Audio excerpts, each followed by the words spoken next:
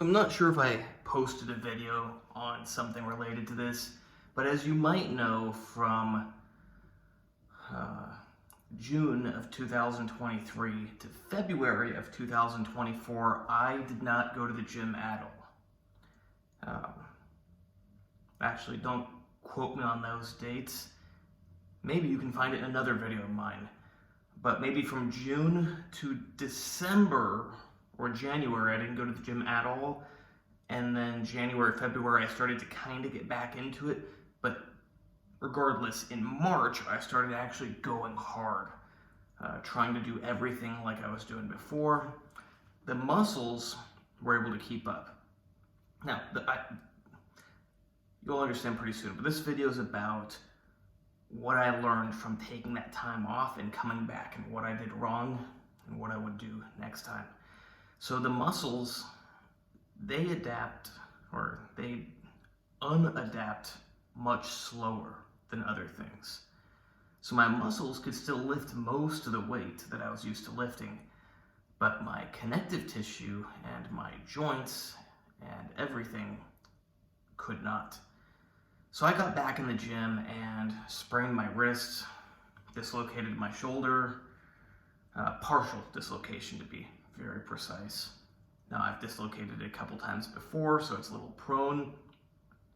I forget all the little things. Oh, I got tendonitis in both of my elbow regions and in my forearms, a former knee tendon tear, came back, kind of. Hard to explain, but oftentimes when you've torn things, they're never fully better. Sometimes they are, sometimes they're not. So yeah, my torn knee, which I forget about most of the time because it usually has no symptoms, it started to hurt. Basically, I got back into working out too quickly. And hopefully if you take time off the gym, you won't make that same mistake. Of course, it's hard to slow yourself down, especially when you have the strength to move that weight. But you're going to regret it if you go in too fast. And someone else, a friend of mine here, he took even longer off of the gym. He was out of the gym for like 3 years. He got back in, started going balls to the walls, and what do you know? Hurt his wrist. I think he got forearm tendonitis also. Not sure what other issues he had, but I know for sure wrists, forearms, but you get the idea. You got to slow it down. So that's why 3 months ago, I decided I'd been going really hard in March, April, May, and then I kind of stopped around June, July, August. I was still going, but just not so much. But in September, I decided, hey, let's go backwards and start just using real light weights. So I was actually doing just resistance bands, like a really easy resistance band at home, doing like 50 curls, 40 tricep extensions, 20 something reverse flies, doing some hand squeezing thing, just doing some weighted squats. And then I got back in the gym and I used mostly machines. And I just took it nice and easy and slowly got back into the swing of things. And my body's feeling way better. Now it's not perfect, but it's a lot better than it was when I tried to just go 0 to 100. You gotta go 0 to 10, 10 to 20, 20 to, you get the idea. If you work out all the time and you take 2 weeks off, you feel it, you're not the same. Even if you just take 2 weeks off, you gotta, be a little careful your first couple workouts. You take 2 months off, you take 2 years off, you gotta be careful. Now maybe if you're 15 years old, you'll be okay. But if you're 30, 40, 50, 60, 70, 80, the older you get, the more careful you gotta be and the slower you gotta take it. Some people might have the mentality of, oh, well, if you go so slow, you're never gonna get back into it. Well, what will really prevent you from ever getting back into it is getting an injury. Number one, obviously, I don't know, but I was about to say number one goal is don't get injured. Now, don't get injured and don't build any muscle and don't be in good shape. That obviously would not be a very good outcome. But do your best.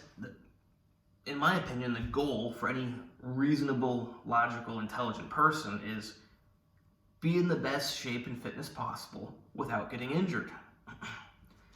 That means coming back in the gym slowly. Now, when you're young, you push through everything. And it's good. It's good to break through the mental barrier and push past your limits. But it's only good up until a point. You reach a point where it becomes destructive. And you've got to start just listening to your body, not pushing too hard. You can push harder. I can push harder. But I don't, because I don't want to get injured. You know, it sucks, but that's reality. When I was a kid, I learned that supposedly monkeys are much stronger than humans because they don't have the control mechanism on their muscles to prevent them from using too much strength that could potentially hurt them. And as a kid, I thought, wow, if my mind is the only thing limiting me, I'm just going to use all my strength. And I did. I went to the gym. I was stronger than everybody else. At 120 pounds, I could bench press 200. I was probably about 123 pounds by then, maybe even 125 actually. And it was about 204 pounds I bench pressed for a few reps. And I dislocated one of my ribs doing that. So even at an early age, I pushed too hard and hurt myself. Actually, even earlier than that, when I was 100 pounds, I was curling 20-pound dumbbells, and I think I was fracturing my forearms. Or maybe I was straining the ligaments and tendons, but I really think I was fracturing the forearms. But yeah, as a kid, I thought, wow, that's the secret. Just ignore your mind that tells you not to push too hard, because you can do it, so just do it. But, your mind has those controls for a reason, because it's destructive when you push too hard. The key is this is the point where you are destructive. You want to get right up to here, but you don't want to go there. So I hope you think about this and you're able to be, healthy and constructive with your working out rather than destructive. Now, of course, you also need proper nutrition and sleep, or else nearly any workout can become destructive because you're just breaking yourself down. So if you don't give yourself what you need to build back up, you're just continuously breaking yourself down. Hope you like this video. Please like, subscribe, and comment. Check out the other videos. Check out my Instagram, AndreyHutch, AndreyHutch. You can also check out my website, AndrewHutchings.org. Both places you can hire me for training, consultations, whatever. Same thing with coaching, same thing with whatever. Supplements, special supplements. Only thing you can't get is medical advice, but you don't need medical advice when you have expert medical information.